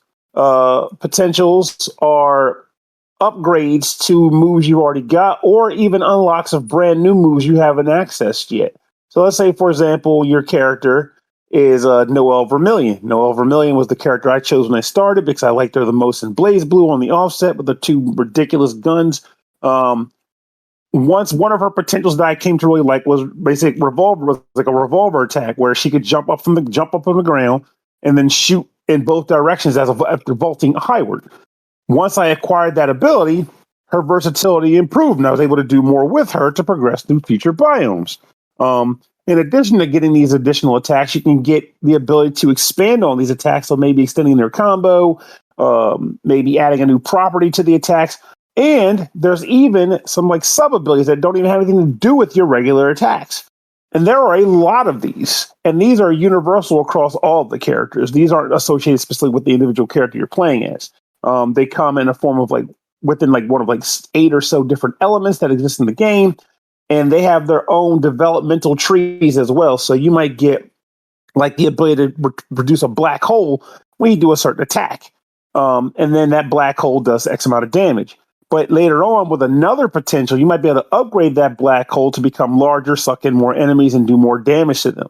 And then in addition to the time, still, you might be able to get additional properties associated with it if they exist on the actual skill tree, which you can get a glimpse of by going into one of the menus of the game. Now, in the event you manage to get to the end of a level, you defeat the boss and move on to the next biome. You'll do it again and again until eventually you might get your ass beat and you're not going to be able to progress any further. At this point, you'll be ejected from the sea of possibilities. Your character, you'll be saving a sort of image of the avatar you were using when you died. And then you will go back to the main hub. engage with the NPC to be able to upgrade various stats or prospects. Like one character might let you just kind of look through like the item index or the index of moves and stuff to get you better acquainted with the game. One guy might let you do something like further advance and upgrade your ability to equip sub properties to your character. The more you level it up using the currency you get by beating monsters inside the actual level itself, and so on and so forth. And eventually, when you decide to dive back into the sea, sometimes you acquire the currency required to unlock another character, which is freaking great because you can get more characters to play with. But even in addition to that, once you choose a character and you happen to choose a character that's not the one you just used, you are able to equip the image you created from the last death you had, and that can be applied to giving that character sort of starting edge in the next run. It's honestly a pretty cool system, and you can upgrade. You can get to eventually equip multiples of these, like up to 3 or so.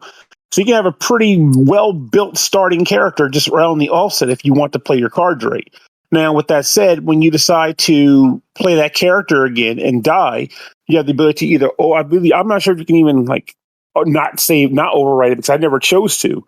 I always chose to overwrite it, but basically you could overwrite it with a new image and equip that to other characters. So the way this is done is to incentivize you, A, to use more than one character, and B, to play with different styles of gameplay. That way, you don't have 3 images that all have the same basic skills because you can't seem to stop getting the same progression skill path as you play through a level.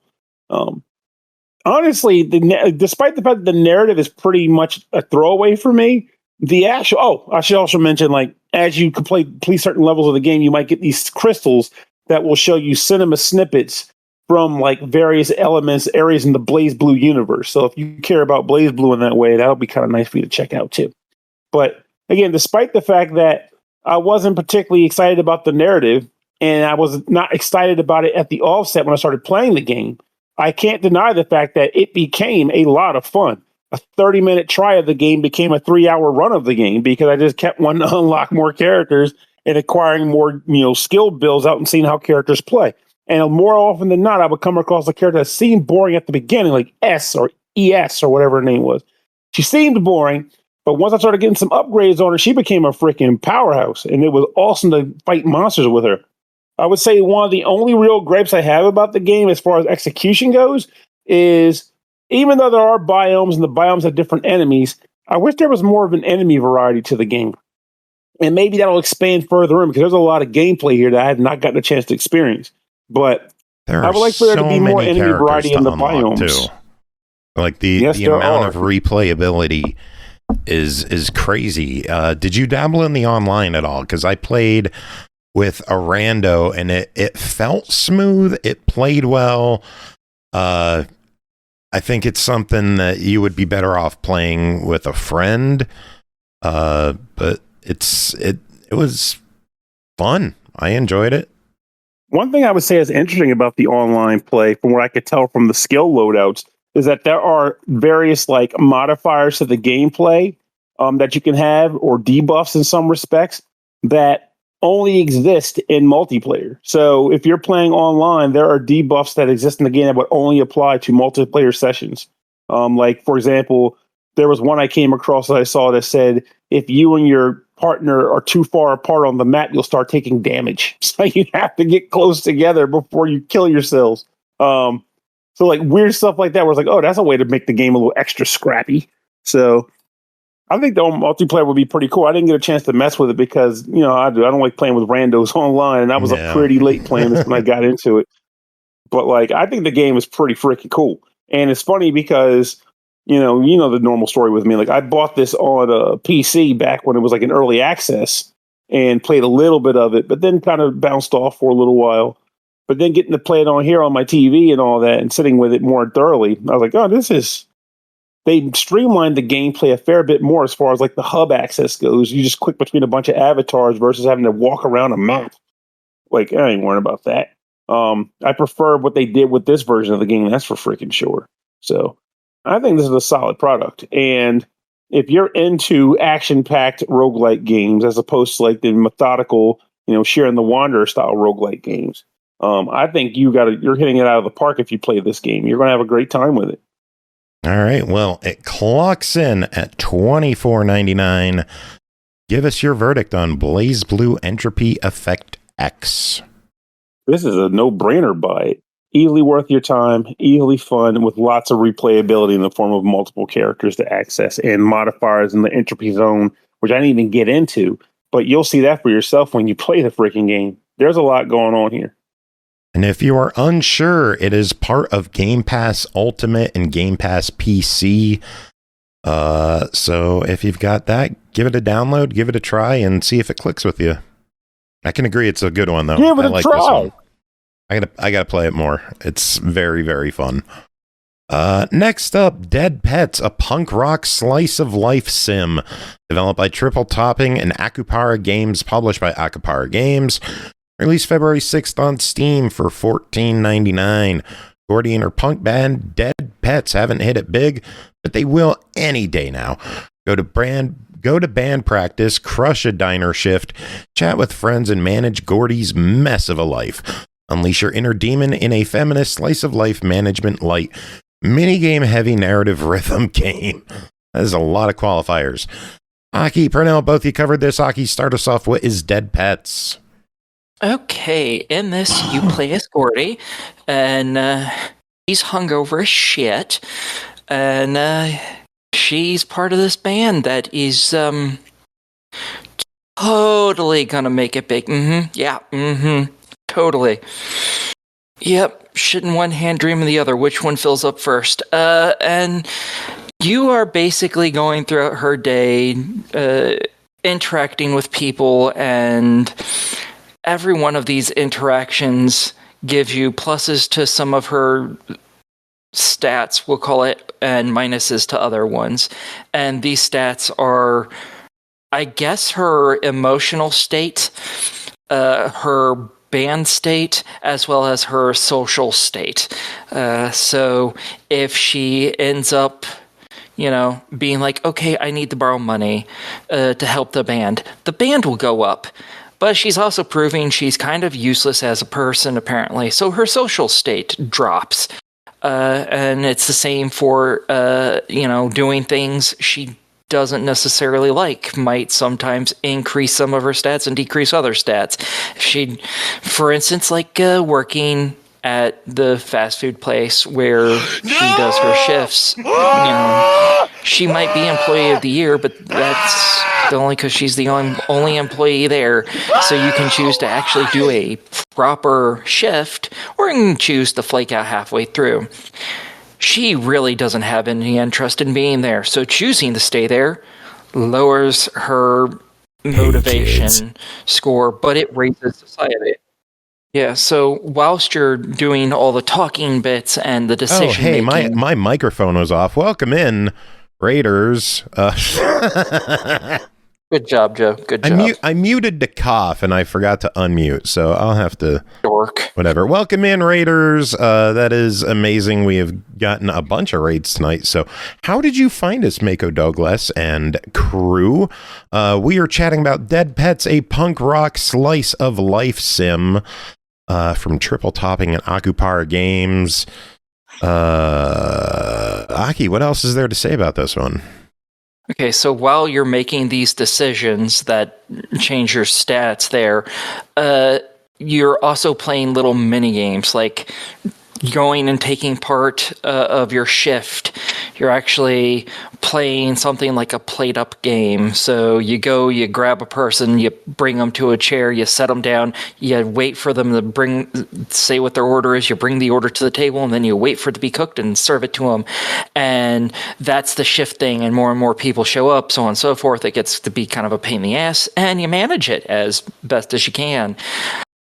And while you're doing this, you're also trying to bring your band up, because you just know you're going to hit it big, even though everyone else is like, yeah, sure we are. That's going to happen.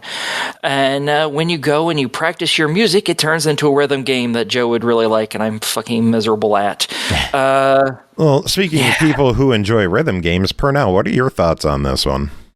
Well, I thought the rhythm game was pretty decent. It plays a lot like... what's that game that just came? Oh, Muse Dash for one, and it also plays a fair bit like Unbeatable.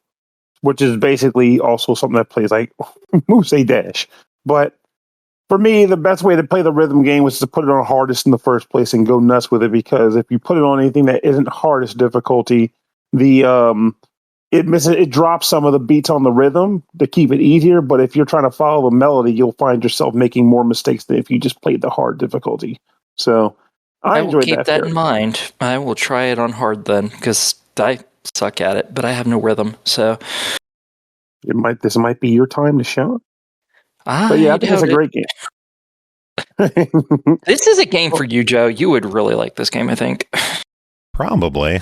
I like a lot of games. The music in it quite a bit, though, by the way. That's something worth just generally pointing out, and I'm sure that was very much deliberate on their part, and part of what made it part of the aesthetic choice is that the music in this game is very good. Oh, yes, it is. It is glorious. I've actually really enjoyed the music. And I also like how, I believe, like a lot of the choices you have to make as Gordy, even the ones where it's like, well, clearly, if you're trying to make this take off, you gotta make this choice. You gotta lie to make yourself look good or whatever.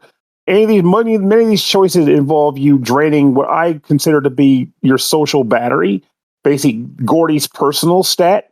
So there were more than a few times in the game where I had to make a decision specifically because I didn't want her battery to drain by way of me pushing the envelope to do the thing that I otherwise would have done. It's an interesting gameplay design choice. Did you have any situations where you were like, I would have done that, but Gordy wouldn't have been very happy with me, or she's at rock bottom in her stats. I can't not do this. Yeah, the amount of times that I brought her to zero motivation and I went to go choose something, I'm like, yes, this is a correct answer. And then it was like, oh, that would lower a stat. That can't be lowered anymore because it's at 0. Oh, it's like, can't do that. Me, I guess. That was the hard part of the game for me. Like, whilst I'm not good at rhythm on easy, I was kind of sort of managing it, but man, those choices, they go by kind of quickly, and it's so easy to not pay attention to how badly it's screwing your personal stats up that suddenly you're like, yes, this is the right choice, and then you can't make it, and it's like, oh no, I don't like that other choice at all. Oh no. I have no choice though. The choice is taken away. But it's painful. Speaking of choices, we all have choices in life, and we need to know if we should buy dead pets. It clocks in at $14.99. For those who are interested, you could get the soundtrack coming soon on Steam for $6.99. What do you two think of dead pets at $15? I'll let you go first this time, Pernell. I think dead pets is a fun time. It's a light sim in that you're not going to really be breaking your brain to make the right decisions and whatnot. But at the same time, the scenarios that takes place are fun. I like the music a lot. I like the little art piece vignettes that show up that kind of show off Gordy's train of thought when certain decisions or dialogue choices are made. So I would give this game a buy. I think it's fun and worth your time. See, for me, I consider it a try it at the bare minimum. If you really like style of games like this, where it's, you get a lot of little mini games and a whole bunch of, conversation pieces. If that's your style of game, this is 100% a buy it for you because it is really good. But for me, I think it was more of a try it for myself. Definitely get that. That is true too. I came at it from the lens of like, oh yeah, rhythm games, that's my wheelhouse. Yeah, it is very not mine at all. Understood. All right, let's move on to Front Mission 3 Remake, developed by MegaPixel Studio, published by Forever Entertainment, released January 30th, Xbox One, Series X and S, PS4, PS5, and PC for $34.99. Previously available on the Switch, Front Mission 3 Remake is a tactical RPG set in a future where nations and corporations compete for dominance in a world shaped by powerful mechs called Wanzers. The game follows two diverging storylines based on an early choice made by the protagonist. Both narratives focus on a global conspiracy involving secret weapons, corporate greed, and nationalistic agendas. Pernell, tell us about your time spent in the Wanzer. Wanzer. Well, it's funny how like I had this game back when it was on released on the original PlayStation 1 way back in ancient times. And my feelings on this game have not changed, though I do feel as though they made a few improvements on this that might make it more, digestible to players. But let's see where we go with this. So again, this is one of those games where the plot didn't really sing too much with me. It involves it's a modern day narrative involving characters that are caught up unexpectedly in some government conspiracies related to warring nations and usage of battle tech to do that and whatnot. And you're portraying this narrative through a series of battles that come sequentially one after another. As in, you don't have any player agency in regards to there's no overworld to explore. There are no choices to make on like what's going to happen to go here versus going there for the most part. So if you're looking to have something like that where you go from town to town and have these experiences where you get to shop at different stores and talk to different people by walking into their buildings, I got to specify that. You're not getting that here. But you do get some nice gameplay in the form of the combat and also even in the customizations. So gameplay here involves you going from battle to battle, controlling robots called Wanzers, battling against other machines, also known as Wanzers, but then also other equipment and vehicles like tanks and helicopters and the like. Your Wanzer, it has health that's associated with the body on the Wanzer, as well as all the parts that are equipped to it. So your left arm, I'm trying to be professional here. You have the left arm, your right arm, your legs, and your backpack, and also your head. Though at the same time, the backpack doesn't actually have health on it, but nonetheless, it's a body part, so I'm naming it anyway. These can all have items equipped to it, whether the arms have gunned or brass knuckles, or which is kind of funny that a walking mech has brass knuckles, but I digress. Because they're not brass, they're probably titanium. Or the backpack might have like a missile launcher and the like, and you can also upgrade the individual parts themselves to make them stronger or give them various properties if you can find the parts that have those properties to purchase and equip. When you get into a scuffle with an enemy in this game, you are using AP to both move around on the map and also to attack. And you use a certain amount of AP depending on the type of weapon you're using in said attack. When you perform your move, depending on which weapon type you're using, you will either target a specific body part or you'll do spread damage across a variety of the body parts on the Wanzer or the other devices that you might fight in the game. However, the one thing that's going to probably immediately piss a lot of people off is that you don't get to choose the target. You can choose the Wanzer target, sure, but you can't choose what part you're attacking when the scuffle's happening. If you see an enemy that's using a shield, you don't know if the enemy's going to pull up the shield or not, and you can't specifically target the shield to try to destroy it. You have to attack in hopes that the guy uses the shield so that you can hit it. It's weird like that. And also, it's doubly weird because you would think normally you would go, well, if I destroy the body, the whole mech's going to fall. So why would I waste all of my time attacking the arms when the body is the part that matters the most? And yeah, strategically, you might say because you can disable that mech part or whatever, but truth is, you don't get the choice regardless. You just have to go with what the game does and hope you get lucky. So that might piss some people off. Some people might like it because it adds a little bit of, RNG to the combat. I'm fine with it either way, though there are times in the game where you kind of like, come on, I need this to connect. And then you hit the arm instead. Like, whoops, that doesn't freaking help. If the legs are destroyed, your mech is unable to jump, and you also end up moving in spaces of one at a time. So you don't get your full range of motion. If your arms are destroyed, the weapon or defensive armament that's equipped to that is no longer usable. And if the body is destroyed, your pilot is forced to eject from the mech. And they're just a walking target on the map. That doesn't say they're out of luck there, because if the mech hasn't been destroyed, sometimes you can get ejected and get back into it. Other times you might luck out and the opposing enemy unit might abandon their vehicle on the battlefield, and then you can get into that and commandeer it. That has happened a few times. But ultimately, combat can get scurried like that. Scurried. At the end of a battle, you will get ranked on how well you did in the level, and you will receive monetary rewards, or not monetary, but like a score and a medal associated with it. Leveling up your character in this game involves you actually destroying the mech parts I mentioned before in combat. You get medals based on that. So that might be incentive for you to hope that you destroy parts before the body, but I digress. When you're not in combat, you're on a menu where you are able to talk to people if they're around you at the time in the location you're in. You can go onto the internet. A feature that was pretty cool back in the day, and it's still kind of cool now, but my attention span is way worse than it used to be. So I've largely been having trouble focusing on it. But the internet in this game is, in all due honesty, a pretty cool feature. It is a simulation of an internet where they try to give you a visual to indicate you're going from various web pages.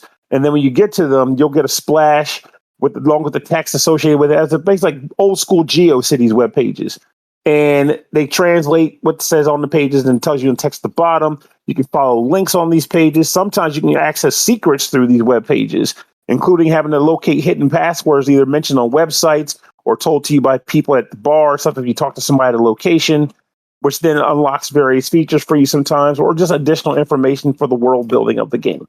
Or simulations. You can unlock battle simulations that way too, because in this game, the only way to really grind, if you need to get stronger, is to go into battle simulations and perform combat.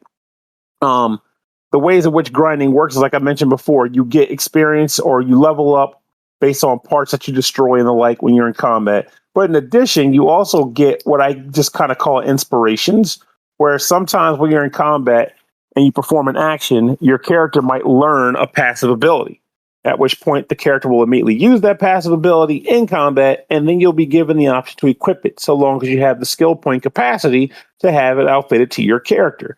One of my favorite ones, for example, is Double Assault. I learned it by punching a guy with a pair of knuckles. Double Assault triggers sometimes. I only notice it triggering when I use knuckles, but when I do it, it lets me use both the right hand and the left hand weapon to attack, which is pretty freaking cool when it happens. But again, you have no control over when these things occur. It just happens when it happens. Good luck.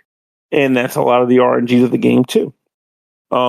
Things that I think this game did well that I do appreciate, though in retrospect, it's got me wondering if the old version had it, and I forgot, but I'm pretty sure it didn't. You're able to kind of do like a speed feature where if you don't want to watch the Wanzers walk around on the map as you set their movements, you can just kind of trigger that and they'll just warp to the location you select them to go to, which isn't as visually appealing, but it sure is a time saver when you have a character who's got like two slow-ass hulking legs trying to get from here to there. It's like, no, just warp over there. I don't care. They also have an instant battle feature in this game, which on the surface seems pretty cool, but the problem with that is it kind of skips all the details regarding how much damage was done across the parts and all, too. There's something to be said about actually watching the damage bars trick down as your 12-bullet shotgun just sprays the enemy, so you guys can see just exactly how much damage you did across what parameters. I honestly think the art is fine. It doesn't seem all that different from me, but at the same time, I haven't played Front Mission 3 in like 20 years, so I could be wrong there. But I think the game works just fine. It was fine for the time it was released in, and I think it's pretty cool now too. And even with the person who wasn't particularly cool about the dramatic aspects of the narrative, I do believe the character interactions can be pretty nifty to see play out. They have cool personalities associated with them too. And as for the earlier mentioned split narrative that plays out, I didn't know about it when I first played it back in the day, but it did come up quickly because, various magazines mentioned it. But here it's pretty clear. I learned specifically when the split occurs. It's the very first question of the game when your friend's like, you want to go into town? That's the question. If you choose to go into town, you have one narrative that plays out. If you don't go into town, you have a completely different narrative that plays out. And I didn't realize it in this game until I went to save my first save file. And it was like Emma's route. I was like, what? It already knows I'm on Emma's route? Where did I make a choice? And I was like, oh, Jesus, are you kidding me? It was choosing whether to go into town or not. But there's your answer, Fishbulb. That's how you know what the choice is. But if you do end up getting into this game and you do end up liking it, there is a lot of game here because, again, there are two different routes. And there's a lot of gameplay to be had between those two routes. Some different characters that you'll come across that will join your party. Stuff that just takes place will be different. You'll be in different battles. The works. It's a good game. I thought it was good back in the 90s. I think it's good now. Well, let's talk price on this. We got two things to talk about. First off is just the game clocks in $34.99. What are your thoughts? Well, I'm not going to go into the price on that. Somebody's going to say what they want to say about it, but I think it's a buy it game. If you don't like it for that, just get it on sale. I don't care. But it is a good game, and I think it's worth buying. Speaking of sales, they have a triple pack of Front Mission Remake 1, 2, and 3, normally $34.99 each. The bundle is $83.99, so you're saving $20 right there. But it is on sale right now for $55.99. So for $56, you get all 3 Front Missions. I think that's a pretty decent deal. I mean, you just got to make sure you want a lot of Front Mission in your life, but I mean, that's a good deal for them. And I know at least the second game is also good. I'm not too familiar with the first off the top of my head. I can't remember anymore. But I definitely remember playing the second remake for the show and liking it. All right. Let's move on. Next up is Crisol, Theater of Idols, developed by Vermila Studios, or Vermila Studio, I don't know. Published by Blumhouse Games, released February 10th on Series X and S, PS5, and PC for $17.99. Crisol Theater of Idols is a gripping first-person horror action adventure set in the hunting world of Hispania, a nightmarish reimagining of Spain. Playing as Gabriel, a soldier who can use his own blood as a deadly weapon, you endeavor on a journey to fill a divine mission from the sun god. Aki, what is Crisol Theater of Idols? Okay, I'm not going to get into the specifics of the story because most of those cutscenes are behind lots of flashing lights, so I don't know it. But you play as a guy who has been sent by the sun god to go stop another god, the sea god, from breaking out of his prison, I guess. And hey, Aki, hate to tell you, but you can't curse for this review. Who am I going to murder? Who's the murder target here? Horror. Horror. I'm gonna hurt you. You're gonna get hurt. I just want you to understand this. I almost cussed immediately. I love when this gets redeemed because it breaks you. Yes, because I do it without thinking. I don't have to think to cuss. I have to think very hard not to. So you're here at this place and your ship crashes. I think you woke up, you're injured, and you quickly find out the statues somehow, for some reason, are coming alive and killing people. And you also very quickly find out that your little dinky gun can't do anything to any of these statues. So you pray to the sun god, who is literally talking to you and giving you divine revelations. Not that I know what any of them are, because again, it's a seizure-inducing mess. And he ends up giving you the ability that every weapon you grab, it changes from whatever it normally is into a stun god variant. And that variant just happens to suck all the blood out of your body and to use it as ammunition. Woohoo! That's something. So yeah, all of these weapons have lots of needles stabbing out of it all over the place that you just slam yourself into in order for it to suck your blood up and turn it into bullets. And it actually does it in real time. So you actually have to pay attention to your health in this game because it does not automatically refill or anything. You have to find healing kits that you can inject yourself with blood, or you are also given a special ability by your sun god, and that's to absorb all of the dead things around you. You can absorb them and take in all of their blood to heal yourself as well. And in this game, you find lots of dead pigs, chickens, and occasionally some horses. The bigger they are, the more blood they have. Sometimes you can find... Nope, no zebras. Yeah. But there are occasionally people, and when you do it to people, they also, not only do they give you a bunch of blood to heal yourself, they also turn into items. Why? I don't know. Oh, that was close. I know you were close there. Yes, I was. Just let it go. Let it happen. I can't. It's a channel redemption. It's a redeemed thing. What'll happen if it does? What's the worst that could happen? The timer gets reset. Starts over. Yeah.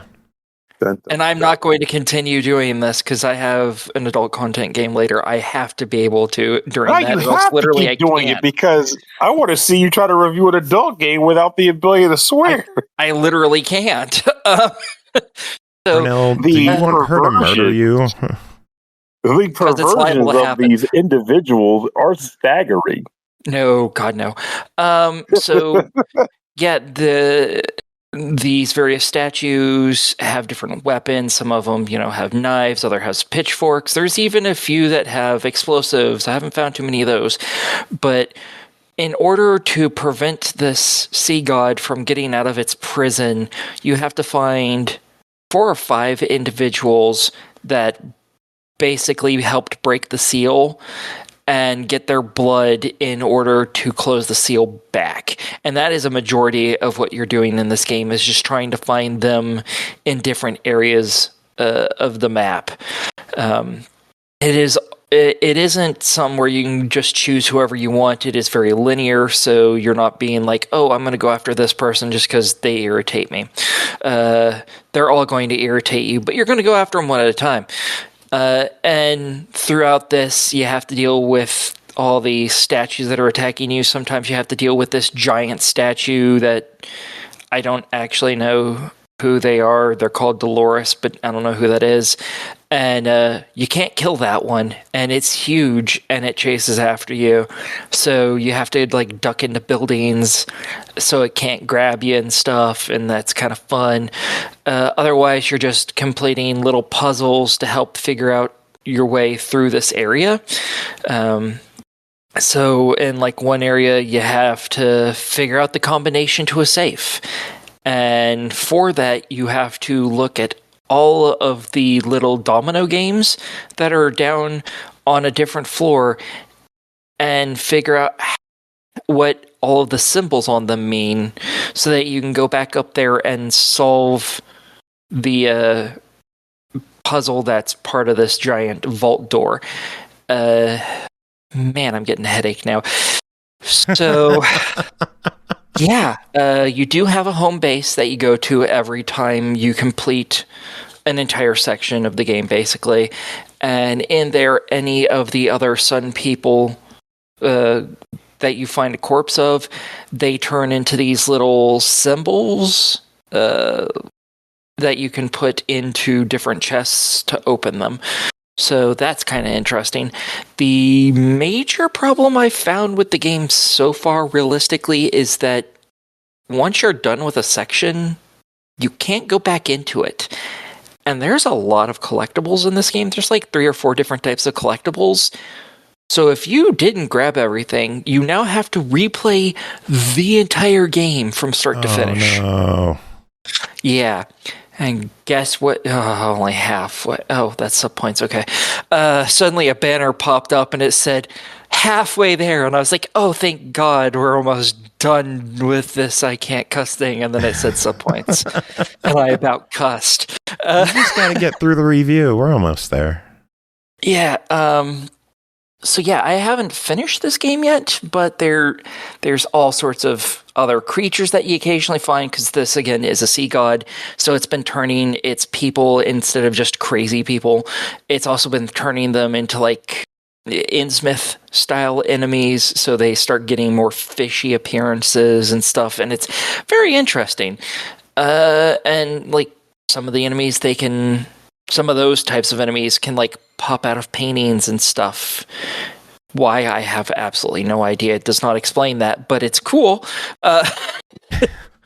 And yeah, otherwise, it's just solving puzzles and finding items to help you solve puzzles. Here's all these different mine carts that are in the way, and they're on these things that can be raised, but now you have to find the thing that allows you to twist something to raise them up. And now that you've done that, you now have access to these couple of other areas, so you can go find new stuff and get to another secret area. Cool things like that. So yeah, it's pretty fun. You do have to be careful though, because Literally, when you refill your gun, it's not like, oh, this entire clip is this much of your health. No, you actually, every single bullet takes away some of your health. Just a little bit. Yeah, and you can see in each gun you have takes away a different amount too. Because like the pistol, I got it to where I got it some upgrades and now it holds like 14 bullets, and that may take off like a chunk and a half. A pip and a half, I guess we'll call it. I don't know what you call it, because there's actual markers throughout your health. So you can see how many squares it takes. But then I have like a shotgun. It only holds 2 bullets. Well, guess what? That takes a lot of my health to refill that with just the 2 bullets. So you have to pay a lot of attention. Takes more. Yeah, but it is so glorious to use. So you really have to pay attention because, if you're getting injured and stuff, that's also taking away your health. And if you're playing on a higher difficulty, you can kill yourself by filling up your ammo. Nice. In the lower difficulties, you can't. But in the hardest difficulty, you can accidentally kill yourself by refilling your ammo too much. So, yeah. All right. Well, let's talk about price on this one. It is $18. What do you think? Oh, this is totally worth it. I thought that this was an absolutely fantastic game, and I think a lot of people will really like it as long as you like horror games and you don't mind lots of dark environments, because there's a lot of dark areas in here. It's just a really cool thing, and you don't see very many games where it's like to refill your ammo, you're taking away your health. That was a really fun little cool mechanic. So I'm all for it. Cool. Next up, The Prisoning, Fletcher's Quest, developed by Elden Pixels, published by Acclaim, released February 10th, Switch and Steam, $14.99. After a psychologist's visit goes terribly wrong, you find yourself trapped in the mind of a game dev on the brink of physical and emotional burnout during the final stages of an intense project. I wonder if they're speaking from experience on this one. Experience a Metroidvania light drenched in anxiety and based on a very true story. Called it.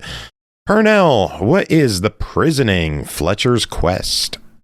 I appreciate that they at least said a Metroidvania light, because that is definitely what this would be if Metroidvania anything. In this game, you play as Olaf, a character who, in his own mind, is trying to come to terms with some of the issues he's facing, and that issue dealing comes in the form of a 2D platformer. Right in the offset, he is teleported to the center of his mind space, as I'm going to call it, and you are immediately just kind of sent around to explore this place and engage with the entities that exist within the 4 rulers, per se, and pretty much defeat them.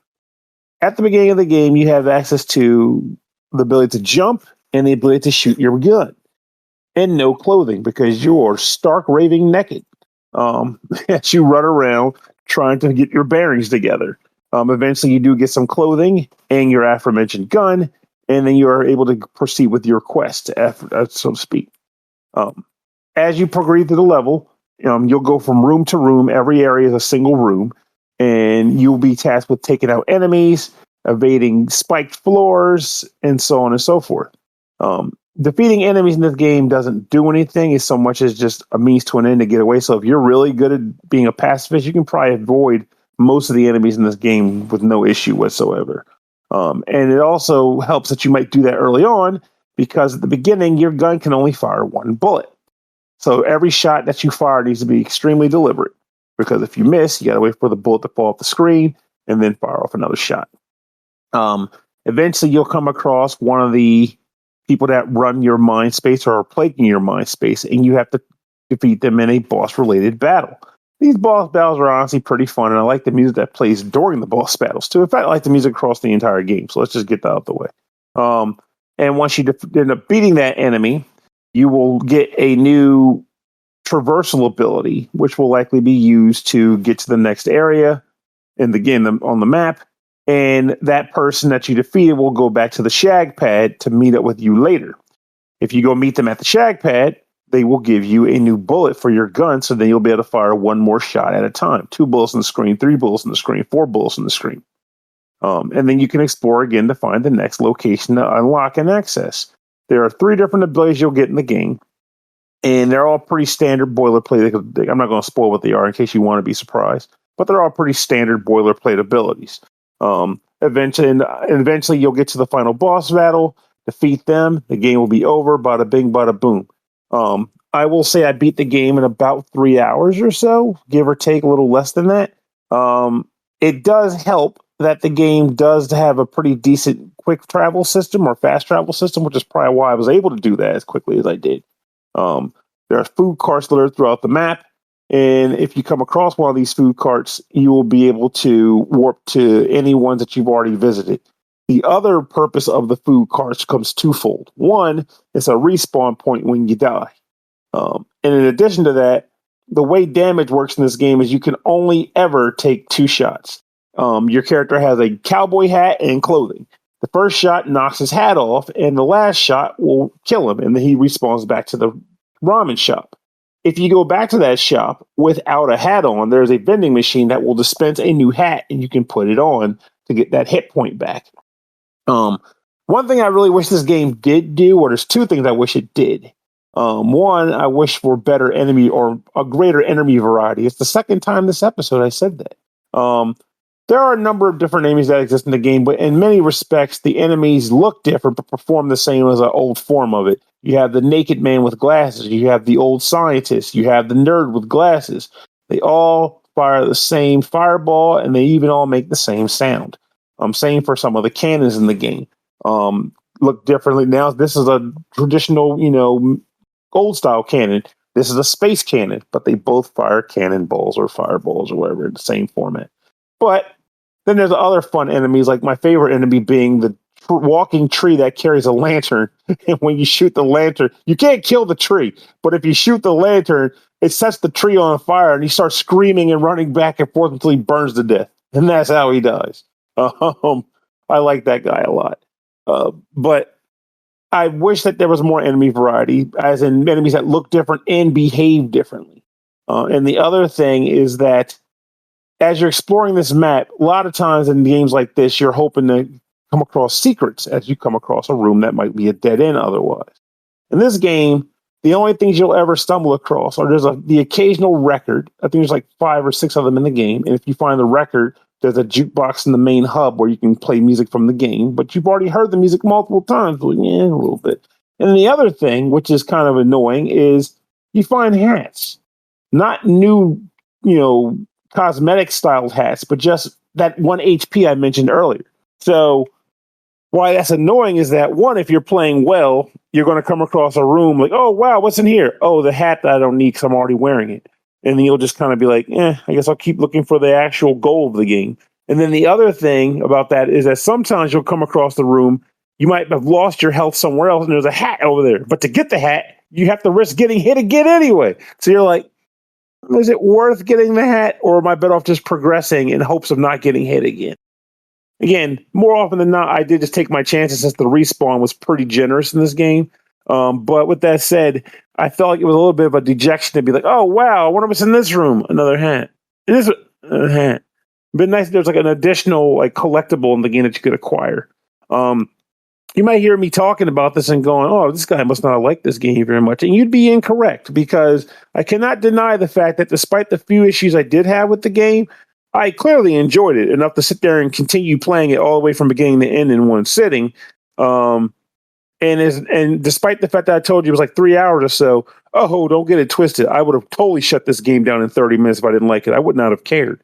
So with that said, I do believe this game is a fun time and a good way to, to pass the time. But if you have very few Metroidvanias or Metroidvania lights that you haven't played yet, this is not the one to go to the top of the heap. But if you're looking for something fresh and you've played a couple and you're looking for something that a little bit out of the ordinary, might be a quick shot in the arm, I can definitely recommend this game to you for that. All right. Well, it clocks in at $15. What are your thoughts? I do believe it is a try. This game does have selling points that make it fun. The writing is humorous. There's a lot of quirkiness to that. The music is good, but it is definitely short, which again is in the Metroidvania light, so not an issue there. And again, I wish there was more to wow me about in regards to the things I stumbled across and found as I explored the mazes. But otherwise, it was fun. So definitely high and try it.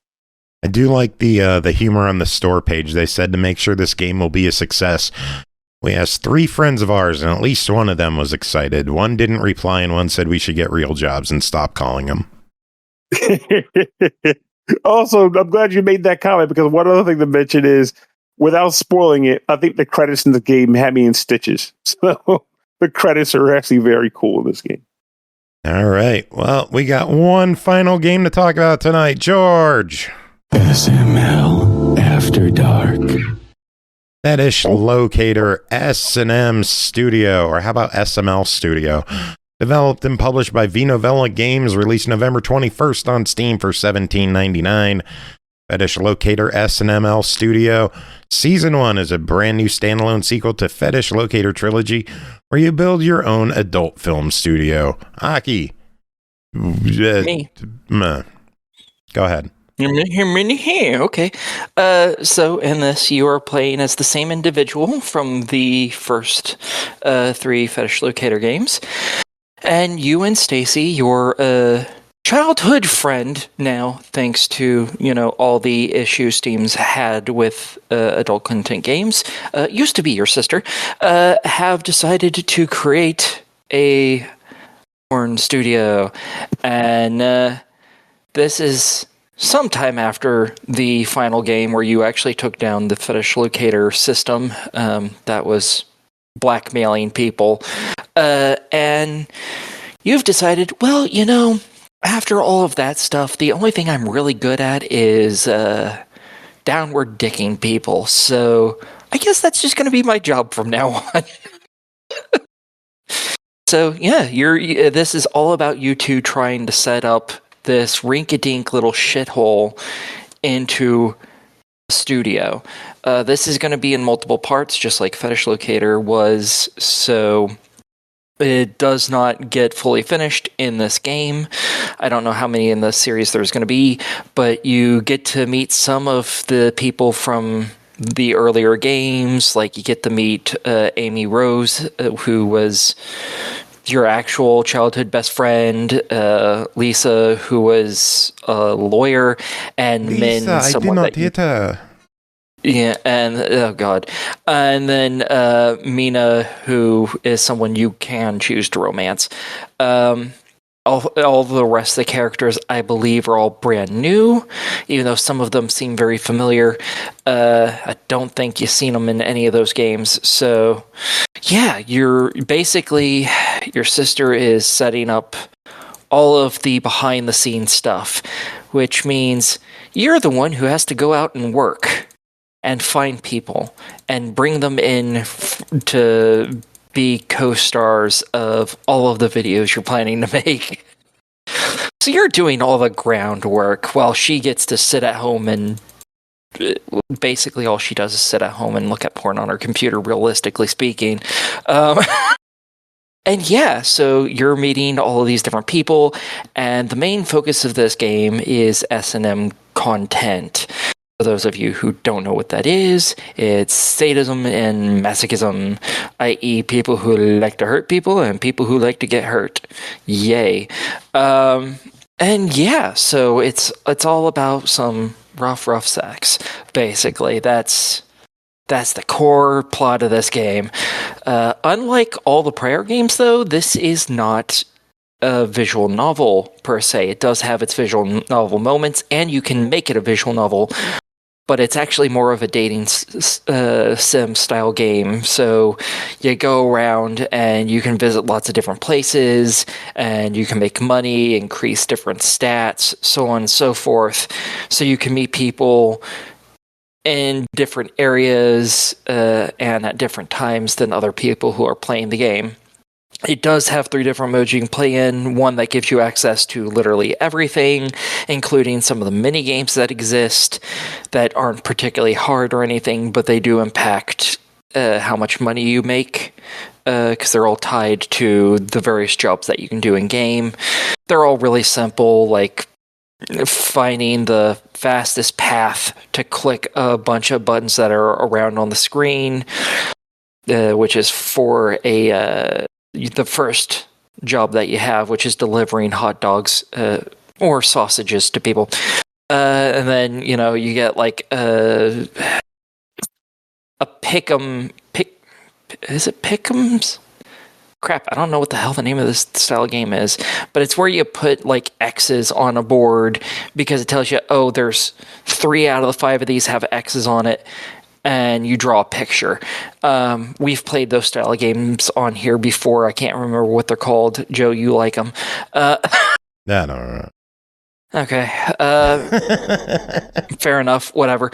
And stuff like that. So you get that, and then there's a mode that gives you everything but takes that stuff away, and then there's a full visual novel that takes away all the other stuff. The thing is, if you choose the full visual novel thing, you're not getting all of the content that you otherwise could have because it's much more streamlined.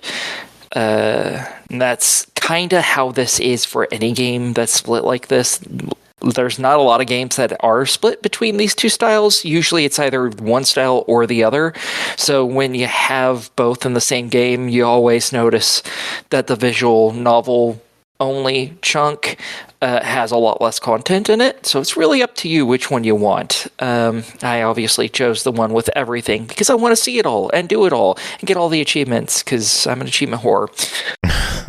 And yeah, some of the meetings here can be pretty funny. For instance, one of the ladies you can meet, she dresses up as a evil clown at this horror place, and you and Stacy know about her because she's been making some specialty videos online in the same makeup, and you go there, and she's obviously staying frozen so she can, scare you later. And the two of you start doing naughty stuff in front of her just to screw with her. And eventually she just tries to scare them, even though that's clearly not going to work. And you have 3 options.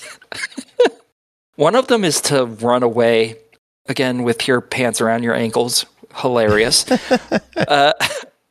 One is to nut immediately, which amuses her. She's like, what the hell?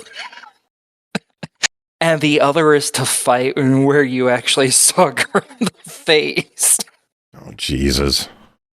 Yeah, it is hilarious. And obviously, because this is S&M, she clearly enjoys it. So it is very weird. So, it's really fun if you're into BDSM. If you're really not into that stuff, I don't know how much you're gonna really like this game or this series, to be quite frank, because this isn't really vanilla stuff. I kind of figured it wasn't with a title called S&M Studio. Yeah, what about the Fetish Locator part? Yeah. Yeah, not a lot of vanilla shit in this, which is why I like them, because all this shit's fun. But yeah, you get to meet people from, IT tech fields to people working at the local theater, a cop, all of which you're, trying to seduce and bring into the fold of your porn studio as you build it up. Let's talk about the price. It is an $18 game. Give us your thoughts. Oh, this is 100% worth it. This is a really funny game. Again, as long as you're into this stuff, if you do not like this kind of stuff, that you're gonna look at this immediately and you're gonna know whether you want it or not. So I think this is definitely worth buying. If you look at it and you're like, oh, this could be interesting, definitely get it. If you look at this and you clutch your pearls, then fuck off somewhere else. Yeah, you heard that. I don't like pearl clutchers. That is the end of this episode. Big shout out to JRod for coming on, hanging out with us, chatting. Big thanks to you two for being here. Thanks to all the raids, the subs. Big thanks to Cheap Injustice, who just gifted me Mugenics on Steam. Thank you very much. I appreciate that. Very much. Thanks. Wanted to check this one out. You are awesome. If there's a mod in chat, someone give Cheap Injustice a shout out. Music. I don't know what I'm going to play. I'll play something. How's that sound? It works with me. Well, we haven't heard it yet. How do we know how it sounds? You don't. Dun, dun, dun. You have a request? Of course I don't. Anything with the word kink in it. No. Well, there you go. Oh. How about a song called Tainted Lovers? Well, it has the word taint I in like it. I'll that go one. with it. I knew Pernell would Yeah, I like know that one. game. Oh, yeah, buddy. All right. Anyone have any final words to end the show? Taint. Tainted lover. What we See, are. the perfect line would have been, ooh, Gitaroo man. No, if you don't get to room, man, that made perfect sense. Beauty is a sin of God. That's right. See, you know what I was doing. Hell yeah. What are y'all talking about? Exactly. You're not in the know. You got to play the game, Aki. You got to know. Yeah.